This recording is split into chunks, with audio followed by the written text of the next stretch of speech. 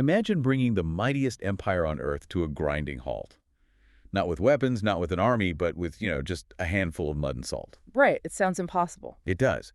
But if you're preparing for UPSC, you already know that the syllabus relentlessly tests the movements, the phases, the acts, and the exact chronology of this Gandhian era. Absolutely.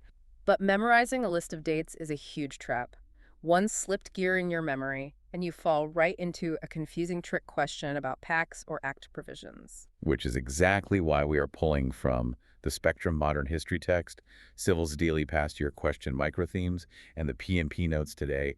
We are mapping out the entire timeline from 1919 to 1947. And we are filtering out all the noise.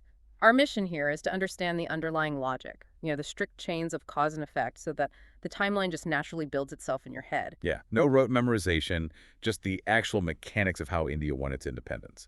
Let's jump into the entry phase. Okay, let's do it. You really can't understand the mass movements without understanding the psychological breaking point of 1919. The British had just passed the Rowlatt Act. Right. Now, during World War I, the British had all these emergency powers, and this act was basically them saying, well, we're keeping them. Officially, it was the Anarchical and Revolutionary Crimes Act. It allowed the British to arrest anyone without a warrant and just detain them without trial for up to 2 years. Wow. Complete suspension of civil liberties. Completely. The popular slogan on the streets was, no dalil, no vakil, no appeal, meaning no argument, no lawyer, no appeal. It's like the ultimate draconian law. And the reaction to this is Gandhi launching the Rowlatt Satyagraha, which is really the first genuine all-India mass strike. Yes, but the momentum of that strike leads directly to the tragedy of the Jallianwala Bagh massacre in April 1919. I have to imagine this completely shatters any lingering illusion of British justice. Oh, it permanently shifted the dynamic of the whole freedom struggle. Up until this point, a lot of the moderate leadership believed in constitutional petitions, writing letters asking for rights within the empire. But Jallianwala Bagh killed that approach entirely. Exactly. The masses realized the empire was held together by brute force, which meant the response had to involve the masses themselves. So how do you channel that profound nationwide anger? You can't just write a petition anymore. You need a massive economic and administrative strike. Which brings us to 1920 and the launch of the non-cooperation movement, or the NCM.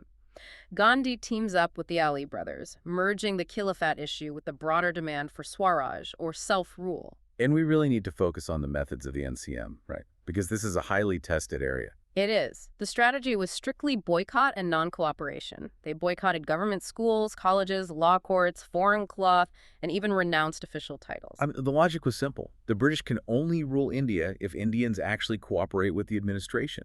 Stop cooperating, and the administration collapses. The participation was staggering, too. You had students leaving universities, women stepping out of purdah to picket shops, and massive peasant involvement. But the sources point out something fascinating about these peasant movements. They weren't exactly following the official Congress script, were they? No, they weren't. And that's a crucial nuance for the exam. Yeah. You had parallel movements springing up. Like what? Well, for example, the Awadh Kisan Sabha in UP mobilized farmers against unpaid labor, and the Eka movement demanded that tenants pay only recorded rents. Oh, so these were huge, localized agrarian revolts. Right. They ran alongside the national movement, but they were separate because the Congress leadership was still pretty cautious about inciting a full-blown class war between Indian peasants and Indian landlords. That makes sense. But the defining moment of the NCM isn't a British surrender. It's a sudden halt. Yes, February 1922. At Chowri Chowra, a mob clashes with police and sets fire to a police station, killing 22 policemen. And Gandhi's response is to just immediately withdraw the entire nationwide movement. Right. Honestly, looking at the momentum they had, this feels like slamming the emergency brakes on a speeding train. Why kill a massive, successful movement over one localized riot? Because Gandhi understood the mechanics of state power. He realized that the masses weren't fully trained in strict nonviolence yet. Ah, I see. If the movement turned violent, it would give the British the perfect justification to unleash the full might of their military. They would just crush the movement overnight. But you're right about the whiplash. Leaders like Subhas Chandra Bose, Jawaharlal Nehru, and C.R. Das were utterly bewildered. They were sitting in jail, sensing a revolutionary wave across the country, and suddenly the brake is pulled. And before we move forward, let's explicitly call out a major diagnostic trap here for everyone listening. You cannot confuse the methods of this non-cooperation movement in the 1920s with a later civil disobedience movement in the 1930s. Absolutely. The NCM was about stepping back, boycotting, refusing to cooperate. While the later civil disobedience movement was about actively crossing the line and breaking unjust laws. Keep that distinction crystal clear. Okay, so Gandhi pulls the emergency brake in 1922. That creates a massive political vacuum. The energy on the streets dissipates, which forces a split in the Congress strategy. Right, the movement fractures into two camps. On one side, you have the Swarajists, or the pro-changers, led by C.R. Das and Motilal Nehru. They argued that since the street protests were over, they should run for elections and enter the British legislative councils. On the other side, the no-changers, like Sardar Patel and C. Rajagopalachari, argued that entering the government would corrupt them. They needed to focus on grassroots constructive work, like promoting khadi and fighting untouchability. Right. And I've always viewed that Swardas strategy as a Trojan horse maneuver. How so? Well, they didn't want to get inside the British councils to help pass budgets or govern smoothly. They wanted to get inside to wreck the machinery from within, expose these councils as sham parliaments, and create constant deadlocks. That is the exact mechanism they were going for, and they had some major victories, like defeating the draconian Public Safety Bill in 1928. True. But eventually, the Trojan horse strategy lost its momentum due to internal splits and rising communal tensions. So if the council entry strategy is fizzling out by the late 1920s, the political momentum has to shift back to the streets. What triggers that shift? A massive insult from the British. In 1927, the British government appointed the Simon Commission to review India's constitutional progress. Right. But it was an all-white commission. Not a single Indian was included to decide the political future of India. The response is absolute outrage. Mm-hmm. Nationwide boycotts, black flags, and the famous slogan, Simon, go back. And the British Secretary of State, Lord Birkenhead, essentially pours gasoline on the fire. Yeah, he challenges the Indian leadership, basically saying, look, if you're so smart and you're so angry about this commission, why don't you draft a constitution yourselves that all your diverse communities can actually agree on? Challenge accepted. The Indian response is the 1928 Nehru Report, drafted primarily by Motilal Nehru. Right, and it demanded dominion status, linguistic provinces, and most importantly, joint electorates.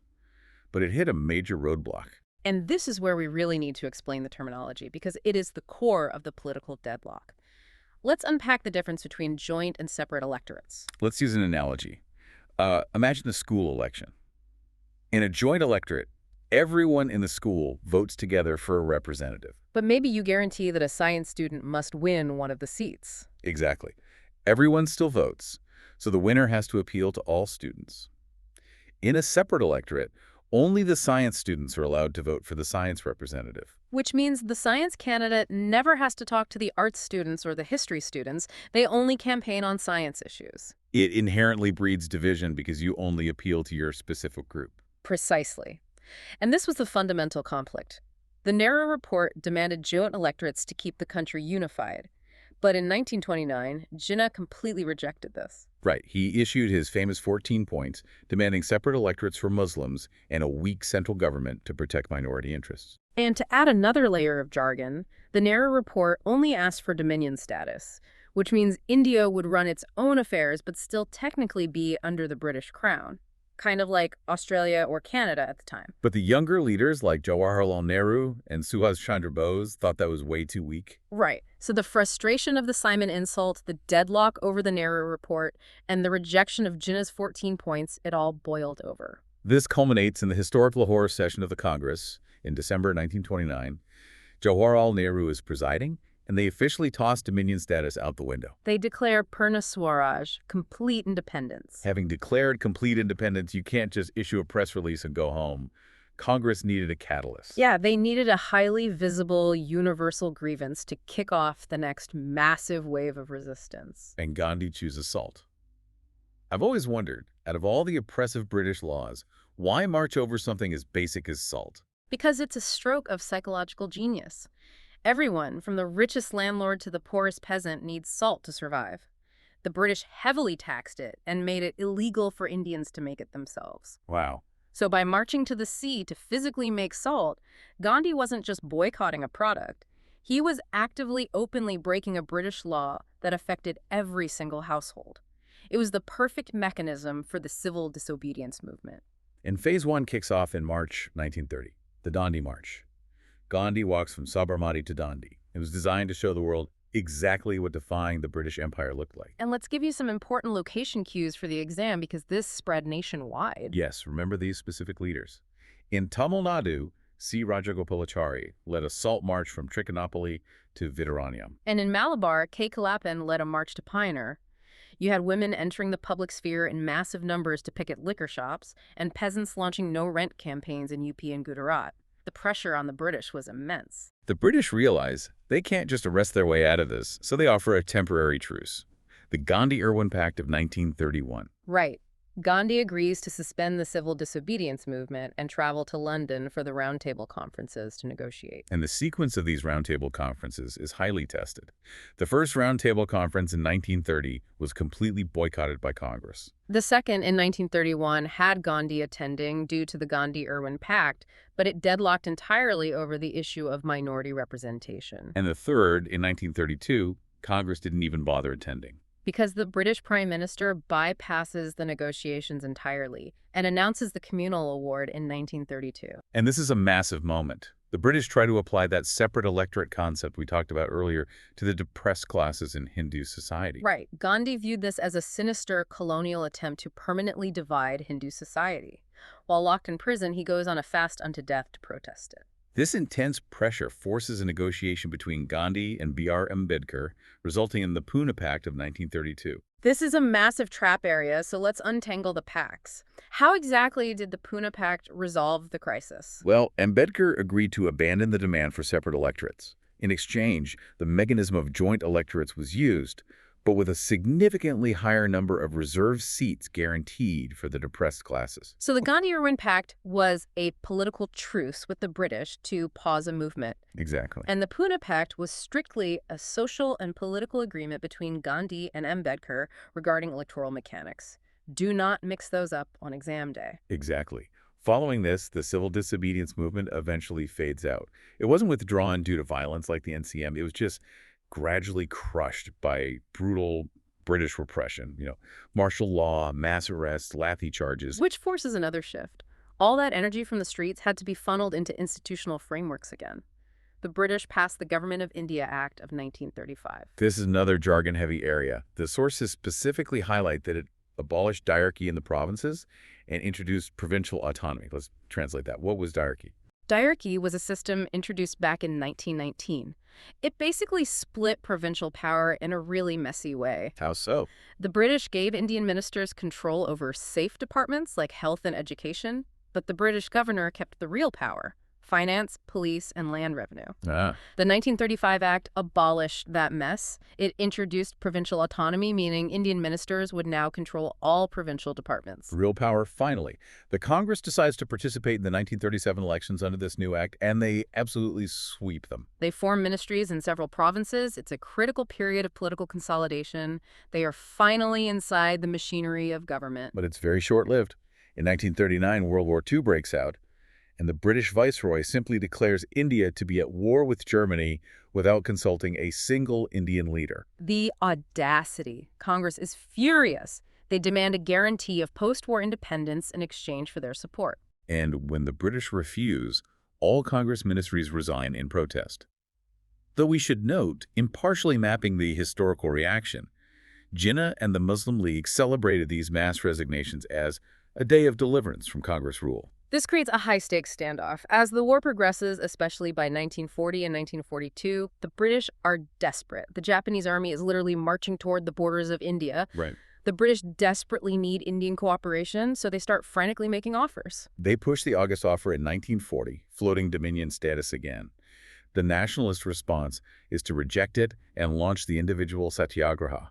And the logic here is fascinating. Why an individual protest instead of a mass uprising?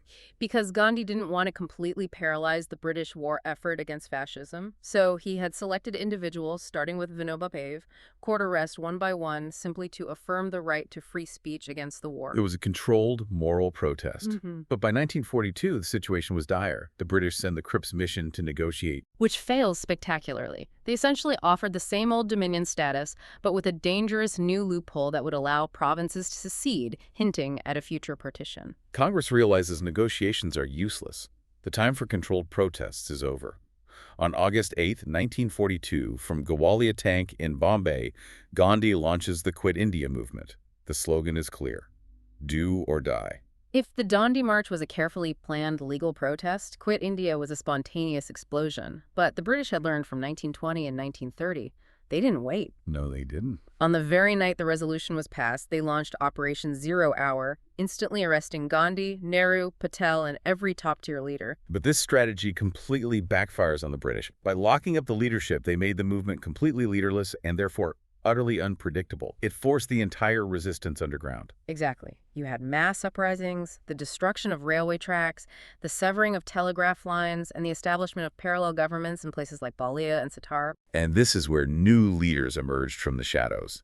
Usha Mehta running a secret underground radio station to broadcast Congress messages. Aruna Asaf Ali stepping up to hoist the flag at Gwalior Tank and guiding the underground resistance. The youth, the students, the women, they took over the engine of the revolution. The British repression was incredibly brutal, but it was clear the empire's grip was failing. Which shifts us into the final phase from 1945 to 1947. The massive resistance of 1942, combined with post-WWII economic exhaustion, broke the back of the British Empire.